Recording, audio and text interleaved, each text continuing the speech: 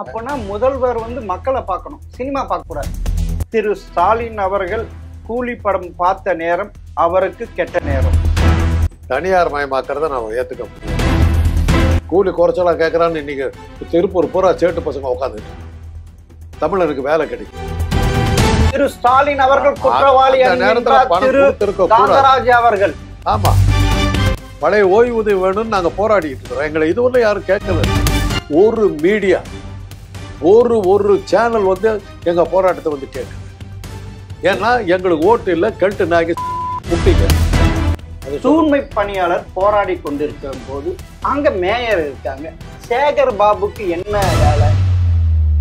பொறுமையா கேளுங்க. குற்றம் சொல்லிக்கிட்டே போகலாம். உங்க வைத்தறிச்சல் நான் என்ன பண்ண முடியும்? உங்களுக்கு ஆதரவு தெரிவிக்கணும்னு ஆசைப்பட முடியல. உங்களுக்குள்ள ஒரு மனசுக்குள்ள ஏதோ ஒரு வஞ்சனை இருந்ததுனால இப்படி சொன்னீங்க. ஆமா, இப்ப ஆதாரத்தோட சொன்னேன். உங்களுக்கு இருக்கிற வஞ்சனை தான் என்கிட்ட இருக்கு. நீங்க வந்து நன்றியுள்ள ஜீவன் மாதிரி சொல்லுவாங்க, ஏதோ நாளுகள் அது மாதிரி மாட்டீங்களா? அப்ப குதறுவீங்களா? நீங்க நன்றி கேட்ட உங்களுக்கு உடம்பு ஃபுல்லாவே சூடு. பொல்லா துச்சனருக்கு அங்க முழுதும் விடமே. நான் ரேபிஸ் ஊசி போட்டுக்கிறேன். எதுக்கு? உங்க மாதிரி வெறிநாய் கடிக்க உங்க மாதிரி வெறிநாய் கிட்ட வந்து தப்பிக்கிறதுக்கு நாங்க சொல்றோம். அதான் நாங்க அதேதான்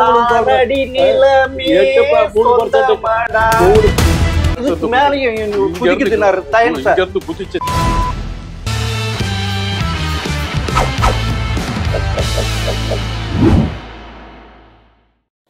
ஜெம் டிவி நேயர்களுக்கு வணக்கம். அரசியல் ஆடுகள பகுதியில் அரசியல் விமர்சகர் டாக்டர் காந்தராஜ் அவர்கள் சந்திப்பவர். வணக்கம் சார். சார், கூலி படம் பார்த்துட்டீங்களா? என்ன சார் இது இப்படின்ட்டீங்க? புரியலையே எனக்கு. கூலி படம் பார்க்கறதுக்கு நான் இருக்கிறதுக்கு என்ன சம்பந்தம்? இல்ல, கேட்டேன் சார். படம் பார்த்துட்டீங்களா இல்லையான்ட்டு. பார்க்கல. நம்ம முதல்வர் பார்த்துருக்காரு. இருக்கட்டுமே. முதல்வர் என்னன்னு எதையோ பாக்குறாரு. அதுக்கு அதெல்லாம் நான் பார்த்துட்டு இருக்கேன். எதையோ பாக்குறாரா? ஆமா, முதல்வர் மக்களை சந்திக்கிறாரு, ஏழைகளை சந்திக்கிறாரு, கோடிச்சோர்களை சந்திக்கிறாரு, பணக்காரரை சந்திக்கிறார், குற்றவாளிகளை சந்திக்கிறாரு, நல்லவங்களை சந்திக்கிறாரு, எல்லாத்தையும் சந்திப்பாரு. அது அவருடைய தொழில், அவருடைய ஏற்றுக்கிட்டு இருக்கிற வேலைக்கு. நான் அந்த மாதிரி இல்லையே. நான் ஒரு டாக்டர். நோயாளிகளை பார்ப்பேன், நல்ல ஆரோக்கியமான மனிதர்களை நான் பார்க்க மாட்டேன். அப்பனா முதல்வர் வந்து மக்களை பார்க்கணும், சினிமா பார்க்க கூடாது. அது உங்க கருத்தா இருந்தா நான் என்ன பண்ணுவேன்? அதை நம்ம நீங்க சொல்றது அப்படிதான். முதல்வர் பார்த்தாருன்னு நீங்க தான் சொன்னீங்க. பார்த்துட்டு போறாருன்னு ஆனா அந்த பார்த்த நேரம் சரியில்லையே போல இருக்கு. ராகுகாலம் யமகண்டம் போல இருக்கு அவருக்கு. அப்ப அவர் ரஜினிகாந்த் படத்தை பார்த்தா ராகுகாலம் வருதுன்னு அர்த்தம் கிடையாது. நன்றி. ராகுகாலம் ரஜினி படம் பார்த்தாவே கெட்ட நேரம் வந்துருச்சுன்னு அர்த்தம். அவர் பார்த்த நேரம் கெட்ட நேரம் ஆகி போச்சு. அதான் கூலி படம் பார்த்து பாக்குற நேரம் கெட்ட நேரம். ஆமா, அது மக்களுக்கு சொல்லுங்க. கூலி படம் பார்க்க போனீங்கன்னா அது உங்களுக்கு கெட்ட நேரம்னு அர்த்தம்னு நீங்க சொன்னதான். ஓ, அப்பனா நீங்க சொல்றது திரு ஸ்டாலின் அவர்கள் கூலி படம் பார்த்த நேரம் அவருக்கு கெட்ட நேரம். ரஜினிக்கு கூலி படம் பாக்குறதுக்கு யார் போனாலும் அவங்களுக்கு கெட்ட நேரம். கெட்ட நேரம் எதுனால தெரியுமா சார்? உங்க இது பிரகாரம். ரைட். எதுக்கு தெரியுமா அப்படி சொல்றேன்? அவர் பாக்குற நேரத்துலதான் சென்னை மண்டலம் தூய்மை பணியாளர்கள் போராட்டம் நடத்திட்டு இருந்தாங்கல்ல 13 நாள். நடு ராத்திரி 12 மணிக்கு அரெஸ்ட் பண்ண அந்நேரத்துக்கு இவர் அந்த படம் பார்த்துட்டு இருக்காரு. இவர் முதல்வரா இல்லை சுகம் காணும் முதல்வரா? சுகம் காணும் முதல்வர், மக்களுடைய சுகத்தை காணுகின்ற முதல்வர். அவங்கள வைத்தறிச்சல் அவங்க அப்படி மக்களுடைய சுகத்தை காண்பதற்காக இருக்கிற முதல்வர். அப்பனா இது இது இது எப்படி தெரியுமா இருக்கு? உங்களுக்கு நல்லா தெரியும் வரலாறு. ரோம் எரிந்து கொண்டிருக்கும் போது ஒரு மன்னன் என்ன செய்தான்? பிடில் வச்சு. அதே மாதிரி தானே இவர் நவீன உலகத்தின் அந்த மன்னனாக ஆயிட்டார் இல்ல? ரோமே பத்தி எறியும் போது அவன் பிடில் வச்சான். ஒரு இவங்க இது தூய்மை பணியாளர்கள் வந்து அவங்களுக்கு கஷ்டம் இருக்குது. அவங்க சில கோரிக்கைகள் வைக்கிறாங்க. அவங்க மாத்திரம் இல்லை, அது மாதிரி பல இடங்கள்ல பல போராட்டங்கள் நடந்துகிட்டு இருக்குது. அந்த போராட்டங்களுக்கெல்லாம் தீர்வுகளை பார்த்துக்கிட்டு இருக்கிறதுக்கு தான் அவர் வந்து ஒரு தியேட்டர்ல போய் உட்காந்து யோசனை பண்றாரு. ஒரு ஓய்வா உட்காந்து யோசிக்கிறாரு என்ன செய்யலாம்னு. அவருக்கு ஒரு ரிலாக்ஸேஷன் தேவையில்லை. அதுக்கு நான் கடுமையான இந்த நேரத்துல இவங்களுக்கு என்ன செய்யலாங்கிற நேரத்துல இது போறாரு. அப்படியா? ஆமா, கூலி படத்தை வந்து அந்த தூய்மை பணியாளர்களும் கூலி தொழிலாளர்கள் தானே. அந்த கூலி தொழிலாளர்களை பத்திய படமா இருக்கு. இதுல இந்த படத்துல தீர்வு கிடைக்குங்கிறதுக்காக அந்த படத்தை கூட போய் பார்த்தேன். அதாவது நீங்க சொல்றது அந்த கூலி தொழிலாளர்கள் படும் கஷ்டத்தை கூலி படம் பார்த்துதான் அவருக்கு அந்த நினைவு அறிவு எல்லாமே வரணும். அப்படி ஒரு முதல்வர் நம்மளுக்கு பகவத்கீதையில கூட நல்லது இருக்குன்னு பாக்குறோம் இல்லையா? அது மாதிரிதான் சார் நான் இப்படி சொல்றேன். பகவத்கீதையில கூட நல்ல விஷயம் இருந்தாலும் இருக்குன்னு தேடி பாக்குறோம். அது மாதிரிதான் கூலி படத்துல ஏதோ இந்த படத்துக்கு ஏதாவது விளக்க இந்த பிரச்சனைக்கு ஏதாவது சொல்லி இருக்காங்களான்னு பாக்குறதுக்கு போயிருக்காங்க. அப்பனா நீங்க சொல்றது கரெக்ட் தான். நவீன உலகத்துல அது அதாவது நவீன உலக நீரோ 2.0 திரு ஸ்டாலின் கரெக்டா இருக்குமா? நவீன உலக நீரோ நவீன உலக இது 14th லூயி மோடின்னு அப்படிங்கிறது உண்மைனாக்கா இதுவும் உண்மைதான். நீங்க அவ்வளவு கஷ்டப்பட்டு அவ்வளவு மொலஸ்டேஷன் பண்ணியிருக்காங்க அந்த தூய்மை பணியாளர்களை. ஒரு 1000 பேர், அதுவும் 13 நாள் கண்டுக்கவே இல்லை. ஒரு முதல்வர் கண்டுக்கவே இல்லை. மீதுக்கெல்லாம் ஓடி அப்படி இப்படின்னு படம் காட்டிட்டு இருக்காரு. அந்த மக்கள் என்ன பாவம், அன்னாடங்காட்சிங்க. அவங்களுக்கு இறக்கம் காட்ட வேணாவா? நீங்க தமிழக முதல்வர், அனைவருக்குமான முதல்வர், அதுவும் கீழ்மட்ட தூய்மை பணியாளர் இப்படி பண்ணாது. கூலி படம் பார்க்கணுமா? அதை நியாயப்படுத்தல. அது கூலி படம் பார்க்கறதுக்கு அதுக்கு கூலி படத்துல இதுக்கு தீர்வு ஏதாவது சொல்லி இருக்காங்களான்னு பார்க்கறதுக்கு கூட போயிருக்கலாம்.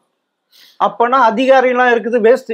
அதிகாரிகள் என்னத்தை பண்றாங்க? அதிகாரிகள் சரியா இருந்தா ஏன் இந்த பணியாளர் இந்த போராட்டத்துக்கு வர்றாங்க? அரசாங்கங்கிறத அதிகாரிகளை வந்து குடியரசுங்கிறத வந்து அதிகாரிகளை வந்து மக்களால் தேர்ந்தெடுக்கப்பட்டவர்கள் கட்டுப்படுத்துறதுதான். அதிகாரி சரியில்லைன்னா இப்படித்தான் நடக்கும். இல்ல அதிகாரி மேல எதுக்கு சார்? வேற யாரு இவர் வாய் விட்டார் சார். வேற யாரு இதுக்கு வந்து அவங்களை கைது பண்ணதுக்கு உத்தரவு போட்டது யாரு? எது அப்படி கிடையாது. கைது போட்ட உத்தரவு போட்டது நீதிமன்றம் என்ன தெரியுமா சொல்லி என்ன சொல்லுச்சு? இல்ல அந்த இடத்தில் போராட்டம் நடத்தக்கூடாது, வேறு இடத்துக்கு சென்று போராட்டம், அதுதான் சொல்லி. அவ்வளவுதான்.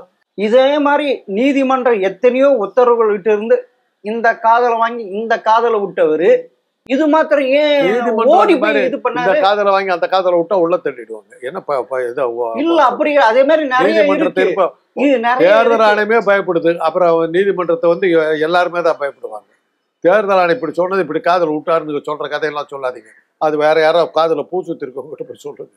தேர்தல் நீதிமன்றம் உத்தரவு போட்டா என்ன பண்ண முடியும்? அதுக்கு அவங்க செஞ்சுதான் ஆகணும். செய்யலைன்னா விட்டுருவாங்களா?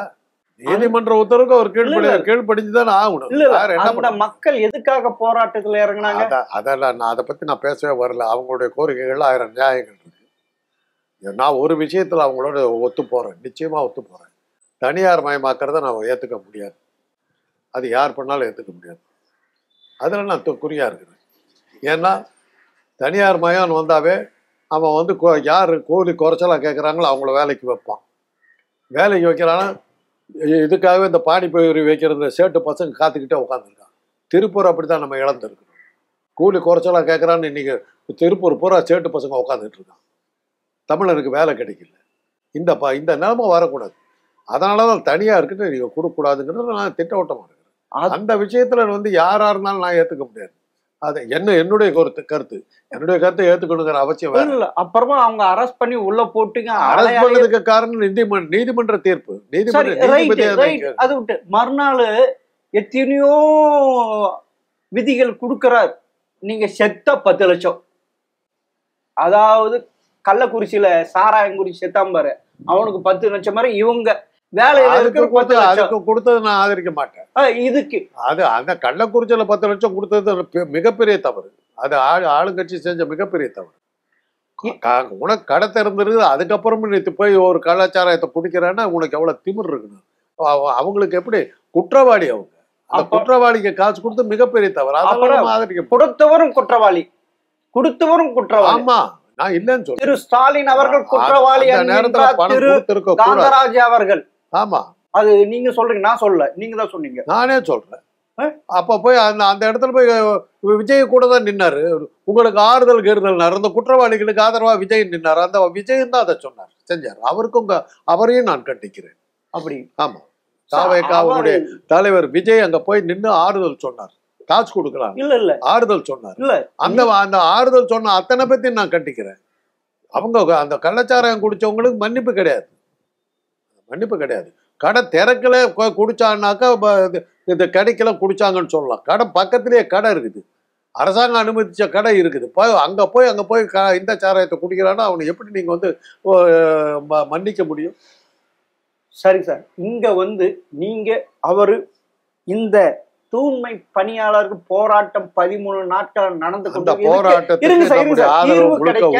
தீர்வு கிடைக்க கூலி படத்தை பார்த்துட்டு அந்த ஐடியா வந்திருக்குன்ட்டு அதுக்கோசம் பார்த்தா, அதனாலதான் ராத்திரி அந்த படத்தை பார்த்துட்டு வந்து தான் பல நிவாரண நிதி உத்தரவுகளை போட்டாரு. அந்த நிவாரண நிதி எதுக்கு? அவங்க கோரிக்கை வைக்கிறது என்ன? எனக்கு 23,000 ரூபாய் சம்பளம் வேண்டும், இந்த தனியார் நிறுவனம் 16,000 தான் கொடுக்குறாங்க, எங்களுக்கு அதுதான் வேணும்ட்டு போடுறாங்க. அது பத்தி இந்த காதல வாங்கல, இந்த காதல செவடங்காதல சங்கு ஊதுற மாதிரி 13 நாள் அவங்க ஊதிட்டு இவர் காதலே வைக்கலையா? இதை ஒரு சின்ன கேள்வி கேட்குறேன்.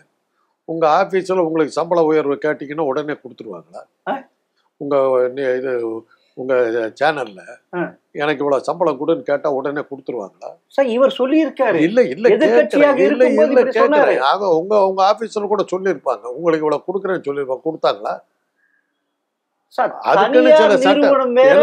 அரசாங்க ஒரு முதல்வர் என்பது கோரிக்கை வச்சிருப்பேன். நாங்க ஓய்வூதியர்கள் நாங்க போராடிக்கிட்டு இருக்கோங்க, பழைய ஓய்வூதியம் வேணும்னு நாங்க போராடிட்டு இருக்கிறோம். எங்களை இதுவரை யாரும் கேட்கவே இல்லை, எங்களை சட்டம் கூட பண்ணல. அந்த பணியாளர்களுக்கு போயிட்டீங்க, வேலை பார்த்து உழைச்சி களைச்சி இன்னைக்கு சொந்த பெத்த பசங்க கூட கை விட்ட போயிருக்கிற கெல்ட்டு நாய்ங்க நாங்க கிடக்கிறோம். எங்க கோரிக்கையை கேட்டுக்கிட்டு நாங்க நடத்துற போராட்டத்துக்கு ஒரு மீடியா ஒரு சேனல் எங்க போராட்டத்தை கேட்கல. ஏன்னா எங்களுக்கு ஓட்டு இல்லை, கெல்ட்டு நாய்க்கு விட்டீங்க. இதுலன்னாக்கா அரசாங்கத்தை குத்தலாம், இதுல நம்ம பொழப்பு நடத்தலாம். இப்போ இதுக்கு பேசுறீங்க, என்ன நியாயம்? உங்ககிட்ட நியாயம் இருக்குதா? ஏன் எங்க போராட்டத்துக்கு நீங்க இது கொடுக்கல, விளம்பரம் கொடுக்கல? நடந்துகிட்டு இருக்குது, மாசக்கணக்கா நடந்துகிட்டு இருக்குது. பேசுறீங்களா? ஏன்னா எங்களால அரசாங்கத்தை கவுத்த முடியாது. உங்களுக்கு வேண்டியது இதை வச்சு அரசாங்கத்தை கவுத்த முடியும். உங்க பணியாளர்கள் மேல உங்களுக்கு அக்கறை இல்லை, இதை வச்சு திமுக கவுத்த முடியுமா? பணியாளர்களை யோசிச்சு பாத்துங்க. இவங்க தான் உங்க பின்னாடி இருக்காங்க, ஜாக்கிரதை. உங்களை வச்சு அவங்கள கவுத்த பாக்குறாங்களோ, உங்களை வாழ வைக்க பார்க்கல, ஜாக்கிரதையா இருக்கு. அவ்வளவுதான். சரி, நீங்க போராட்டம் நடத்தி கொண்டு இருக்கும்போது திரு ஸ்டாலின் அவர்கள் எதிர்கட்சியாக இருக்கும்போது, நான் முதல்வராக வந்தால் பழைய ஓய்வூதிய திட்டத்தை கொண்டு வருவேன்ட்டு தேர்தல் அறிக்கையில சொல்லியிருக்காரு. ஏன் இது வரைக்கும் இது செய்யல? அதைத்தாங்க எதிர்த்து போறேன், அதைத்தானே நான் சொல்லிட்டு இருக்கிறேன். அந்த போராட்டத்துக்கு நீங்க ஒரு வார்த்தை ஆதரவு கொடுக்கலையே, நான் சொல்றவர்னு கேட்கலையே. ஏன்னா உங்களுடைய எண்ணம் அந்த பணியாளர்களுக்கு நல்லது நடக்கணுங்கிறது இல்லை, அந்த பணியாளர் வச்சு ஸ்டாலினை ஒழிக்கலாமாங்கிறதுக்கு தான். பணியாளர்களே ஜாக்கிரதை, உங்களை பகடக்காயா பயன்படுத்தி இந்த மாதிரி ஆட்கள் ஒரு ஆட்சியை கவுத்த பாக்குறாங்க. அந்த பணியாளர்கள் பெரும்பாலும் பட்டியலினத்தவர்கள், பெரும்பாலும் அவர்கள் கணவர்கள் டாஸ்மார்க் நாடை ஓடுகின்ற தேனீக்கள். ஒரு தனி லேடியா அந்த குடும்பத்தை காப்புற அவங்க சம்பளத்துல கை வச்சிருக்காங்க. அதை பத்தி கவலை இல்லை, நான் உங்களை பர்மனன்ட் செய்யறேன் அப்படின்னு சொன்னாரு. அதையும் நிறைவேற்றல. எல்லாம் வாய்க்கு வாய் சவால் விட்டா போதுமா? செய்யணும் இல்ல. வாய் சவால் வீரன் யாரு? திரு ஸ்டாலின் அவர்கள். செஞ்சுவிட்டா என்ன பண்ணுவீங்க? செஞ்சுவிட்டா போயிடுவீங்களா? ரைட், இந்த இடத்துல இருந்து குதிக்கணும். நான் குதிக்கிறேன். நாளைக்கு நிறைவேற்ற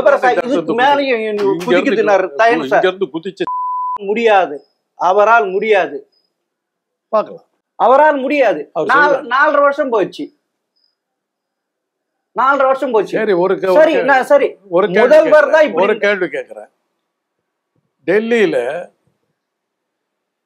பிரதம மந்திரி 56 இன்ச் மார்பழகர், அவர் வீட்டுக்கு முன்னாடியே விவசாயிகள் லட்சக்கணக்கில் உட்காந்து போறாங்க. ஏழை விவசாயிகள், உணவு கொடுக்கிறவர்கள், அவங்க இல்லைன்னா நமக்கு சோறு கிடையாது. தெருவில் உட்காந்து நிர்வாணமாகலாம் நின்று பார்த்தாங்க. இன்னைக்கு வரணும் 10 பைசா பேரல. ஒரு வார்த்தை ஜெம் டிவி ஒரு வார்த்தை பேசுச்சா? இல்ல அந்த இதை வச்சுக்கிட்டு இருங்க முடிச்சிடுறேன். இதை வச்சுக்கிட்டு இதை நான் நியாயப்படுத்தல. இந்த போராட்டங்கள் எங்க நடந்தாலும் ஆளுங்கட்சியில இருக்கவங்க இப்படித்தான் நடக்கிறாங்க. அதை எதுக்குற அவங்களுடைய கோரிக்கைகள் முழுவதும் நியாயமானது. அது அவங்க கொடுக்கணும். இருக்கிற சம்பளத்தை குறைக்க கூடாது. கொடுக்குற சம்பளத்தை அதிகப்படுத்தலைன்னு சொல்லி சண்டை போட்டாக்க அது கொடுக்க முடியாதுன்னு சொல்லலாம். இருக்கிற சம்பளத்தை குறைக்கிறதுக்கு நியாயம் கிடையாது. அது உங்களுக்கு சொல்றேன் கேளுங்க. கொரோனா டைம்ல ஒரு காரணத்தை காட்டி இந்தியா உலகம் முழுவதும் சம்பளத்தை குறைச்சாங்க. தெரியுமா? அது சம்பளத்தை குறைச்சது மாத்திரம் இல்லை, சில இடங்கள்ல கொடுக்காமே விட்டாங்க. அதுக்கு மேல நான் டீட்டெயில் போக விரும்பல. இன்னைக்கு ஒரு அதை ரெக்டிஃபை பண்ணாதவங்களா இருக்காங்க. சார் இங்க வாங்க சார். இருங்க, அதை சொல்ல வர்றேன். இது என்னன்னா, இந்த சந்தர்ப்பத்தை பயன்படுத்தி முதலாளிகள் அப்படித்தான் இருப்பாங்க. இந்த பயன்படுத்திக்கிட்டு, ஆனா இதுல மிஞ்சி போனா என்ன செலவாயிட போகுதுன்னு எனக்கு தெரியல. இந்த பணியாளர்களுக்கு இதுல என்ன ஆயிட போகுதுன்னு தெரியல. இதுல என்னத்துக்கு இவ்வளவு ஒரு வேகமும் வெறிய காட்டுறாங்கிறது எனக்கு புரியாத. திரு ஸ்டாலின் அப்படி இருக்கிறாரு. ஆமா ஆமா, அதெல்லாம் நான் கேட்கிறேன். அது கேட்க வேண்டிய தனியாருக்கு நீங்க கொடுக்கறதா இருந்தாக்க நான் என்னுடைய தனிப்பட்ட கருத்து மாத்திரம் இல்லை. இது நிச்சயமா அது பானிபூரி வைக்கிற சேட்டு பசங்க உள்ள வந்துடுவோம். இன்னைக்கே வேலூருக்கு போறேன். ஒரு 2 வாரத்துக்கு முன்னாடி பாதி ஹோட்டல்ல பானிபூரி வைக்கிற பசங்க தான் சர்வரா இருக்கான். ஹிந்தியில பேசுறான். தமிழ் தெரியல அவனுக்கு. அப்பனா இது தமிழக முதல்வர் அங்க தெரியல. அங்க அமைச்சரா இருக்கிற துரைமுருகன் அங்க ஒரு ஹோட்டல்ல முழுக்க ஹிந்தி பேசுறான். தமிழ் தெரியல. தமிழ்நாடு அந்த இடத்துல போய் முழிக்கிறேன். போயிட்டான் கீழே ஹோட்டல். அந்த தங்கிறது ரூம்ல கீழே இருந்த ஹோட்டல். அந்த ஹோட்டலோட அந்த விடுதியோட ஹோட்டல் நினைச்சுட்டு நம்மகிட்ட ஒவ்வொரு ஹோட்டல்லையும் இருக்கு இல்லையா, ரெஸ்டாரண்ட் இருக்கு. அது மாதிரி ரெஸ்டாரண்ட் நினைச்சிட்டு போனா கிளீனர்ல இருந்து அத்தனை பேரும் நார்த் இந்தியன், எல்லாம் ஹிந்தி பேசுறாங்க. நடுநாயகமா இருக்குது வேலூர்ல. வேலூர் எங்கேயோ ஒரு பொந்துல எங்கேயோ இல்லை, மெயின் ரோடுல பிரதான வர்த்தக இடத்துல இப்படி ஒரு ஹோட்டல். இதெல்லாம் நீங்க பார்க்கணும். இது முதல்வர் பார்க்கணும் இல்ல? தமிழக மக்களுடைய வேலை வாய்ப்பு பறி போயிடுகிறது. இதுக்கு ஆக்ஷன் எடுக்கிறது. முதல்ல நான் அடுத்த திருத்தமா சொல்றேன். தூய்மை பணியாளர்களுடைய இதுல தனியாருக்கு கொடுத்தீங்கன்னா அவன் கூலி எவன் குறைச்சலா கேட்கறான்னு அவனுக்கு தான் கொடுப்பான். அமெரிக்காவில தான் நடந்தது. சரி சார், அமெரிக்காவில நாங்கள் அடி வாங்கினதுக்கு காரணம் அதுதான். Okay okay. இரும்பு அடிக்கிற இடத்துல எதுக்கு என்ன வேலை இருக்கு? யார் இரும்பு யார் தூய்மை பணியாளர் போராடி கொண்டிருக்கும் போது அங்க மேயர் இருக்காங்க. சேகர் பாபுக்கு என்ன வேலை? சேகர் பாபு தான் அந்த துறை இல்லையே. திரு நேரு அவர்கள், இவர் அறநிலைத்துறை அமைச்சர், சிஎம்டி, இவருக்கு என்ன வேலை? அதாவது எப்படி தெரியுமா இருக்கு இது? வடிவேலு ஒரு படத்துல நான் ரவுடி நான் ரவுடி நான் ரவுடி நான் ஜெயிலுக்கு போறேன் நான் ஜெயிலுக்கு போறேன் வண்டியில ஜீப்ல போலீஸ்ல, அதே மாதிரி இருக்கு சார் இவர் பண்ண கூத்து. சேகர் பாபு எதுக்கு பண்ணாருங்கிறது அவரை தான் கேட்கும். ஆஹா, அவருக்கு என்ன சார் வேலை? அவருக்கு என்ன வேலை? மரியாதை குறைவாக அந்த தூய்மை பணியாளர்கள் அப்படி திட்டாரு. அவங்க கை வைக்கலன்னா நாரி போயிடும். அது உண்மை, நாரி போயிடும். இந்த அடிப்படை அறிவு கூட திரு ஸ்டாலின் அவர்களுக்கு இருந்துதா, திரு சேகர்பாபுக்கு இருந்துதா, மேயர் பிரியாவுக்கு இருந்துதா? அந்த நகராட்சி துறையை கவனிக்க கூடிய நேரு என்ன பண்ணிட்டு இருந்தாரு? எங்க இருந்தாரு? எதுவுமே இல்லையே. இவருக்கு என்ன சார்? சரி, மேயரை விட பவர்ஃபுல்லா இருக்கவரு அங்க இருக்கிற ஆணையர் தான், கமிஷனர் தான். அவர் இருக்காரு. அந்த கமிஷனர் ஏன் சொல்லல? இல்ல, அவர் இருக்காரு, மேயர் இருக்காரு, அவர் சேகர் பாபு அத மாத்திரம் காப்பாத்துறாரு. அவர் நகராட்சித்துறை அமைச்சர் நேரு இல்லையே. ஒரு 3% அவர்தானே முடிவு எடுக்க அவர் 3%காரரா? அதனாலதான் விட்டீங்களா? அவர் 3%காரரா இருப்பாரு நினைக்கிறேன். கமிஷனர் பேர் வரலையே உங்களுக்கு. அப்பனா கமிஷனர் நீங்க மேயர் வந்து அலங்காரமா உட்காந்துக்கிற ஆளுதான், கமிஷனர் தான் ஆளுங்கிறோம். இல்ல இல்ல சீஃப் செக்ரட்டரி தான் நாட்டை ஆள்றவன். சீஃப் மினிஸ்டர் வந்து அவருக்கு அவர் சொல்றதான் கேட்க முடியும். சீஃப் செக்ரட்டரி முடியாதுன்ட்டா ஒன்றும் பண்ண முடியாது. இல்ல திரு ஸ்டாலின் அவர்கள் தாயுமானவர்னு சொன்னாரு இல்ல, பெரிய விளம்பரம். இந்த தூய்மை பணியாளர்கள் நடு இரவுல அடிச்சு உதைச்சு உள்ள தூக்கு. நீதிமன்ற போய் கேளுங்க, ஜட்ஜ போய் கேளுங்க எப்படி அப்படி உத்தரவு கொடுத்தேன்னு. இப்ப நீங்க கோர்ட்டை அவமதிக்கிறீங்க. கோர்ட் அவமதி? ஆமா ஆமா, கோர்ட்டை அவமதிக்கிறீங்க. கோர்ட்டு கொடுத்த தீர்ப்பை வந்து நீங்க கேவலப்படுத்துறீங்க. சரி, அது ஆக கோர்ட்டினுடைய நடவடிக்கை தவறுன்னு சொல்றீங்க. அதை சொல்லுங்க. சரி, ஜெம் டிவி சொல்லுது நீதிமன்ற தீர்ப்பு பிரகாரம் அவங்களை அப்புறப்படுத்துறது தவறுன்னு ஜெம் டிவி சொல்லுது. நீதிமன்றத்தினுடைய இதை தீர்ப்பை விமர்சிக்குதுன்னு சொல்லுங்க. சரி, முதல்வருக்கு தான் ஏதோ வயதாகி விட்டது, மூளை சரியா ஒர்க் பண்ணல, மோடி மாதிரி படத்தை மோடி மாதிரி தன்னுடைய பாரத்தை குறைக்க வேண்டும் என்பதற்காக அவருடைய மகனை துணை முதல்வர் ஆக்கி இருக்கிறார். அவர் எங்க போனாரு? இதுல வந்து பாத்துட்டான்ல சேகர் பாபு வரக்கூடாது. நீங்க அப்புறம் இதுக்கு இவரை கூப்பிட்டீங்கன்னா என்ன அர்த்தம்? உங்க வாக்கு மூலமே தப்பா இருக்குது. அப்படி இல்ல, சேகர் பாபுக்கு வரக்கூடாதுன்றீங்க. உதயநிதி எப்படி வரும்? துணை முதல்வர் அவருக்கு வந்து இலாக்காக்கள் கொடுக்கப்பட்டிருக்கு. அந்த இலாக்காக்கள் தான் அவர் எங்கேயும் நுழையலாம். எல்லா இலாக்களும் நுழையலாம். அது இன்னொரு திறந்து விட்டு எப்படி சேகர் பாபு எப்படி நுழையலாம்னு கேட்டீங்களோ அதே பதில் தான். இல்ல, அது அவரு நுழைய முடியாது. அதே மாதிரிதான் திறந்து விட்டு இருக்கிற இலாக்கள் நுழையலாம். ஒரு அமைச்சருக்கு இப்ப எங்க அண்ணன் மந்திரியா இருந்தார், கேளுங்க, பொறுமையா கேளுங்க. குற்றம் சொல்லிக்கிட்டே போகலாம். உங்க வைத்தறிச்சல் நான் என்ன பண்ண முடியும்? உங்களுக்கு ஆதரவு தெரிவிக்கணும்னு ஆசைப்பட முடியல. எங்க அண்ணன் வந்து சுற்றுலாத்துறை, வீட்டு வசதித்துறை, இதுக்கெல்லாம் தான் அமைச்சர், சேலத்தை சேர்ந்தவர். அப்போ கோஆபரேட்டிவ் கூட்டுறவு துறையில ஏதோ ப்ராப்ளம் வந்து எங்க அண்ணனுக்கும் லோக்கல் எம்எல்ஏவுக்கும் லடாய். நீ பெரியவனா நான் பெரியவனா. எங்க அண்ணன் அவர் என்ன பண்ணாரு, சும்மா இருக்காம, பேரை சொல்ல விரும்பல, இன்னைக்கு அவங்க இருக்கிறாங்க, அது வேற விஷயம். பேர் அவர் வந்து இதில் வந்து நீங்கள் இப்படி நடக்குது இதுன்னும் போது டக்குன்னு இவர் என்ன பண்ணார், நேராக கோஆபரேட்டிவ் போனார், அந்த ஆஃபீஸுக்கு போனார், உட்காந்து ஃபைல் எடுத்தார். நீங்கள் எப்படி பார்க்கலான்னு வந்து அந்த எம்எல்ஏ கேட்டார். மந்திரியாக இருக்கிறவன் அந்த தொகுதியில் இருக்கிற எந்த ஆஃபீஸுக்கு வேணாலும் போகலாம். நான் கூட்டுறவுத்துறைக்கு அமைச்சராக இருக்கணுங்கிற அவசியம் இல்லை. அமைச்சருங்கிற முறையில் நான் வந்து பார்க்கலாம். அதான் அப்படி அதுதான் சட்டம். அதை வச்சுதான் நான் இதை சொல்றேன். அப்படி அதாவது இன்னும் சொல்ல போனா, பிளேன்ல ஒரு தடவை இவரும் இன்னொரு மந்திரி 2 பேரும் வர்றாங்க டெல்லியில இருந்து. அந்த பைலட் ஃபுல்லா தண்ணி அடிச்சுட்டு ஓட்டிட்டு வரான். இறங்கின உடனே கம்ப்ளைண்ட் பண்ணி அரெஸ்ட் பண்ணி வச்சான். அப்போ விமானத்துறைக்கு நீங்க யாரையா சொல்றதுன்னு கேட்க முடியாது. மத்திய அரசு துறை. ஆமா, நடந்தது. ஓ, அப்படி சேகர் பாபு உள்ள நுழையலாம், அப்படி வரலாம். ஓ, யார் வேணாலும் கேட்கலாம். இதுக்கு அவன் நேரு தான் வரணுங்கிற அவசியம் இல்லை, யார் வேணாலும் கேட்கலாம். இப்ப நீங்க கேட்கறீங்கல்ல, அதே மாதிரி நான் கேட்கறேன்ல, அதே மாதிரி அவரும் கேட்கலாம். ஓ, அப்படி அவர் ஒரு அமைச்சர் வர்றாரு, அவர்கிட்ட சொல்லுங்க, பவர்ஃபுல்லா இருக்கிற மனிதர் இது பண்ணுங்க. ஒரு அமைச்சரவையில என்னதான் நீங்க பெருசா இருந்தாலும் நீங்க துணை முதல்வர்கிட்ட போறீங்கல்ல, ஏன் போறீங்க? அவர்கிட்ட சக்தி ஜாஸ்தி, அவர்கிட்ட அதிகாரம் ஜாஸ்தி. எனக்கு இருக்கிற மந்திரி சரியா இல்லை. நாங்க என்ன பண்ணோம், மருத்துவத்துறையில எங்களுக்கு பிரச்சனை வந்த போது மருத்துவத்துறையை சேர்ந்தவங்க அமைச்சர்கிட்ட நாங்க போகவே இல்லை. பிரயோஜனம் இல்லை. தான் யாருன்னு நான் சொல்ல விரும்பல. அவரு அமைச்சரா இருந்தவர் எம்ஜிஆர் ஆட்சியில், அவரை நாங்க பார்க்கவே இல்லை.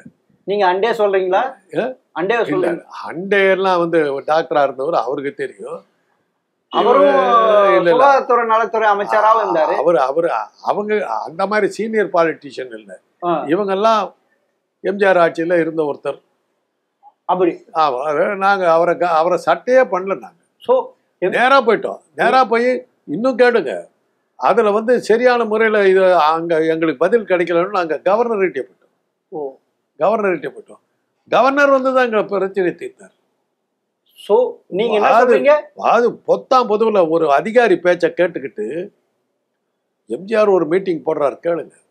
எம்ஜிஆர் வந்து நேரு அப்ப ஸ்டேடியம் கிடையாது, கிரவுண்டு தான். அதுல வந்து ஒரு கூட்டம் போடுறாரு, லட்சக்கணக்கில் கூடியிருக்காங்க. 3 டாக்டர் அந்த கூட்டத்துக்கு லட்சக்கணக்கில் இருக்கிறான். ஒரு மெடிக்கல் டீமை கொண்டு போய் வச்சிருக்க வேணாம், செய்யலை. 3 டாக்டர். அது என்ன எழுத்து அப்படி ஜிஹெச் இருக்குது, ஜிஹெச்ல ஒர்க் பண்ணிட்டு இருக்கு. 3 பேர் அங்கே டியூட்டியில் இருந்த டாக்டர் 3 பேர்த்த கூட்டிட்டு போயிட்டாங்க. அவனுக்கு என்ன எதுக்கு போறான்னு கூட தெரியாம போய் நிற்கிறான். லட்சக்கணக்கில் நிற்கிறாங்க. ஒண்ணுமில்லை, இவங்க வெறும் டாக்டர். சோ நீங்க சொல்றது கேளுங்க, இருங்க பொறுமையா இருங்க. உங்க சைட்ல வருதுன்னு ஒண்ணு பதறக்கூடாது. நின்றுட்டு இருந்தாங்க. எதிர்பார்த்த மாதிரியே 3 பேரும் மயக்கடிச்சு விட்டுருந்தாங்க. எங்க லட்சக்கணக்கான பேர் மேடை அங்க.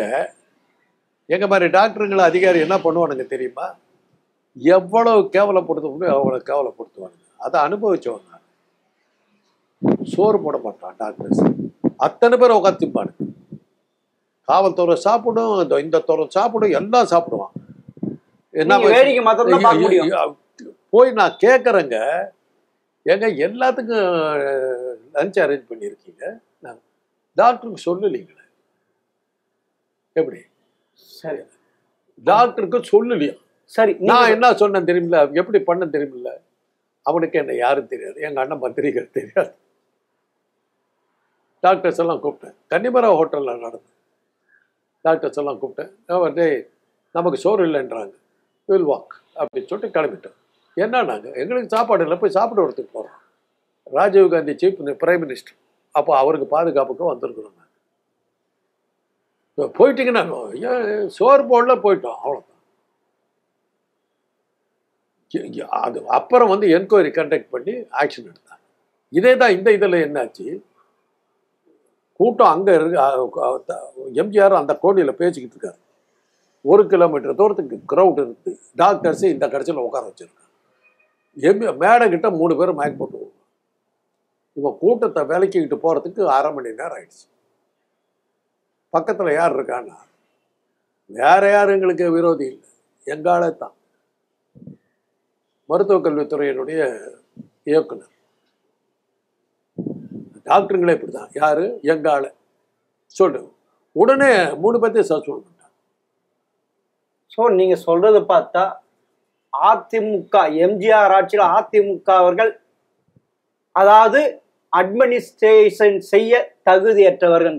ஆனா இன்றைய முதல்வர் திரு ஸ்டாலின் அவர்கள் தன்னுடைய ஆட்சியில் 8 அமைச்சர்கள் வைத்துக் கொண்டிருக்கின்றார், முன்னாள் அதிமுக. அப்படின்னா எப்படி உடன்பிறப்புகள் இப்ப தகுதியற்றவங்களா இருக்கிற நீங்க இப்படி சொல்றீங்க?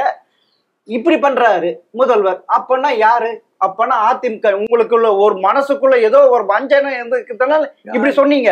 இப்ப ஆதாரத்தோட சொன்னேன். உங்களுக்கு இருக்கிற வஞ்சனை தான் என்கிட்டயும் இருக்குது. அதே வஞ்சனை தான். நீங்க எப்படி உங்களுக்கு சூதுவாது பண்ணணும்னு நினைக்கிறீங்களோ அதே சூதுவாது.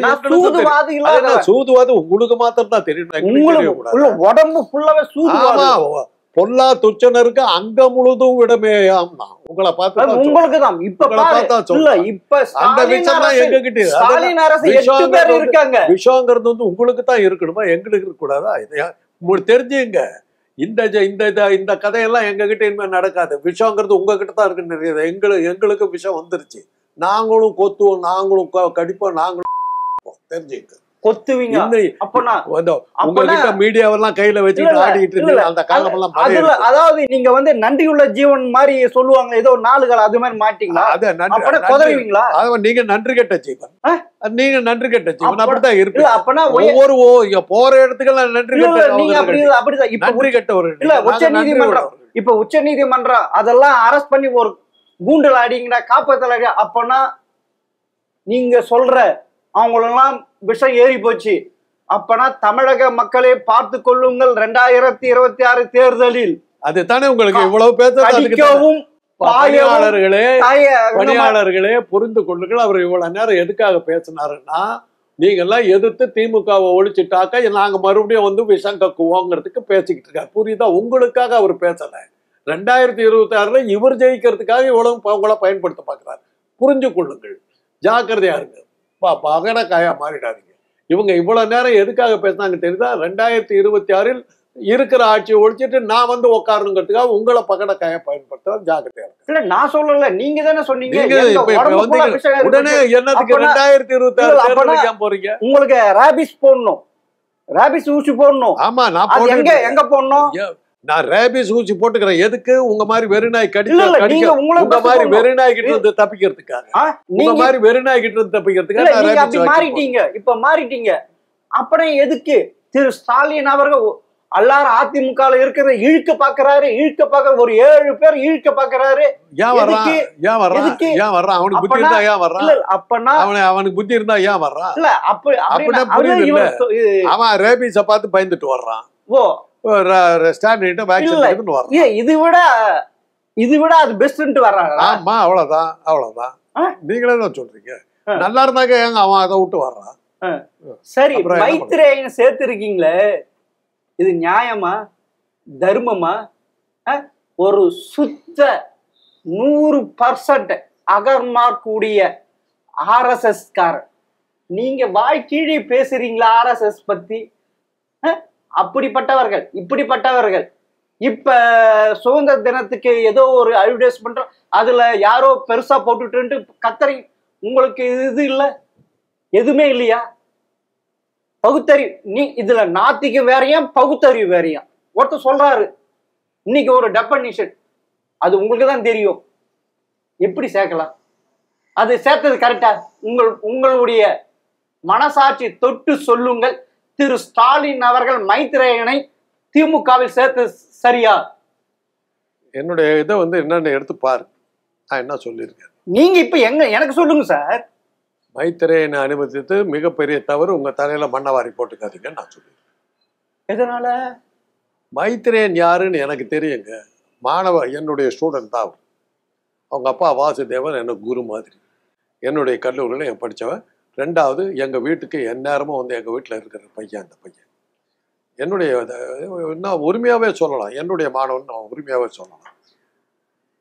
அடிப்படையில் மாத்திரம் இல்லை, தீவிரமான RSS, சாதாரண RSS இல்லை. மோகன் பகவத்துக்கிட்ட கூட ஏதாவது இருக்கும், கொஞ்சம் இலகிய மனசு, கொஞ்சம் ஏதாவது மாறும். மைத்ரேயன்கிட்ட துளி கூட இருக்காது, அம்மா இருக்கு, சுத்தமான. நான் சொன்ன மாதிரி 100% RSS. அதுக்கெல்லாம் அப்பாற்பட்டு எப்படி ஸ்டாலின் அவர்கள் ஜெயலலிதா கிட்ட இருக்காருங்க, கட்சி மாதிரி வர்றாரு. அவர் தீவிரமான RSS. அப்பவே அந்த அம்மா கிட்ட சொன்னாங்க ஜாக்கிரதை. அந்த அம்மா யாருக்குமே 2 தடவை பதவி கொடுக்காது. மைத்ரேயனுக்கு மாத்திரம் இது ராஜ்யசபா முடியுது, மீண்டும் அவரே தேர்ந்தெடுக்கப்படுகிறார் மேல இருந்து உத்தரவு. ஓ, அப்பனா இப்ப மேல இருந்து உத்தரவுனால திமுகவில் ஏதோ கலகம் செய்ய போகிறார், உள்ளே நுழைந்திருக்கிறார். அதாவது உள்ளே நுழைந்த ஒட்டகம், உளவாளி. இனி திமுக கூடாரம் பிச்சிட்டு போகுது, சொல்ல முடியாது. ஆளை அமிச்சிட்டாங்க, அவங்க தன்னுடைய ஆளை அமிச்சிட்டாங்க. ஓ, 2026 திரு ஸ்டாலின் அவர்கள் எதிர்கட்சியாக தான் உட்காருவார் என்று திரு காந்தராஜ் அவர்கள் மறைமுகமாக சொல்கிறார். பார்ப்போம் சார். மிக்க நன்றி சார். மறைமுகமா இல்ல, இந்த கற்பனைக்கு உங்களுக்கு வாழ்த்துக்கள். இந்த கற்பனையை நீங்க நிறைவேற்றுறதுக்கு பல முயற்சிகள் பண்றீங்க, முயற்சி பண்ணுங்க. மைத்ரேயனோட சேர்ந்த நீங்களும் ஏதோ பண்ணுங்க. இதையெல்லாம் தாண்டி தான் திமுக வந்திருக்குது. அதனால இதை பத்தி நாங்கள் கவலைப்படல. 3%காரர்களுடைய பத்திரிகை ஊடகங்கள் அத்தனையும் சேர்ந்து எங்களை ஒழிச்சு கட்டுற ட்ரை பண்ணி தான் நாங்கள் வந்திருக்கோம். 67 ஆடாத ஆட்டமா, 71 ஆடாத ஆட்டமா, இப்ப சமீபமா ஆடாத ஆட்டமா, இப்ப ஆடிட்டே இருக்கிறீங்க. அதுதாங்க நாங்க சொல்றோம், அததான் நாங்க சொல்றோம். அதேதான் உங்களுக்கு சொல்றோம். 3%காரர்கள் அதைத்தான் சொல்றோம். ஆடைக்கு உள்ள போய்கிட்டு இருக்கிறீங்க. இந்த விளையாட்டுகள்லாம் திமுக இதா இல்ல. பேசினவெல்லாம் காணாம போயிட்டான், எங்களை எதிர்த்து பேசினவெல்லாம் காணாம போயிட்டான். திமுக ஒழிப்பேன்னு சொன்னவன் போறத போயிட்டான். இப்போ நீங்க கடைசியா வந்திருக்கிறீங்க. உங்க கதை அதே தான். வாழ்த்துக்கள் சார். ரொம்ப நன்றி சார். வாழ்த்துக்கள்.